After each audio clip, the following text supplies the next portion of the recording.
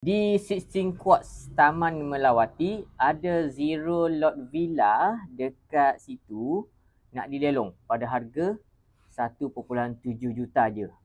So 1.7 juta ni memang harga link house dekat Melawati.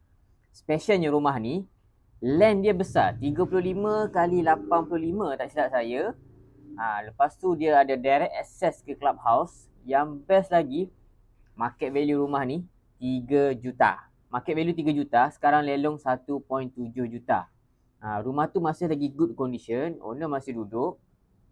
The reason kena lelong mungkin sebab owner ada financial problem kot. So mungkin kita kena bantu owner untuk potong dia punya loan dengan bank tu, cut dekat situ supaya harga tak turun lagi. Supaya dia pun tak ada hutang dengan management, tak ada hutang dengan majlis, pejabat tanah kan. So lega sikit. So tolonglah bantu owner ni untuk beli rumah dia. Harga pun dah sangat murah. Siapa beli memang berbaloi. Rumah, okay, saya dah pergi rumah dekat situ. Management dah cat balik semua bangunan dalam tu. So kalau masuk dalam tu, kita nampak macam bangunan baru. Dah tak ada kesan-kesan macam hitam-hitam, kotor-kotor dekat dinding luar rumah. Luar rumah semua management dah cat baru. Memang lawa. Rumah ni pula dia ada gated garden, modern design, ada clubhouse facility. So lelong dia adalah pada 16 Oktober. So pertengahan bulan 10 ni 2025. Memang sekejap je, tak lama lagi.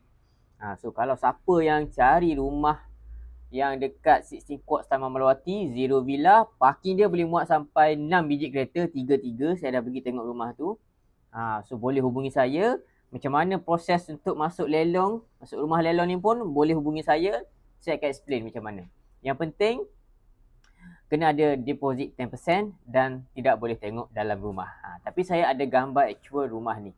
Okay, so kalau siapa minat, cepat-cepat hubungi saya. Kalau rasa siapa tak secure pasal loan dia boleh lepas tak lepas, boleh hubungi saya. Saya boleh tolong submit dulu loan dekat bank. So rumah ni memang lawa. Facility dia, kolam renang dia, view dia lawa. Lepas tu belakang rumah balcony tu direct access ke facility jalan kaki. So kalau ada anak-anak tu memang seronok lah anak-anak duduk rumah ni. So dekat je kolam renang facility tu untuk kids pool dengan rumah ni. Okay, so kalau siapa minat 1.7 juta rumah lelong di 16 Quartz, cepat-cepat hubungi saya.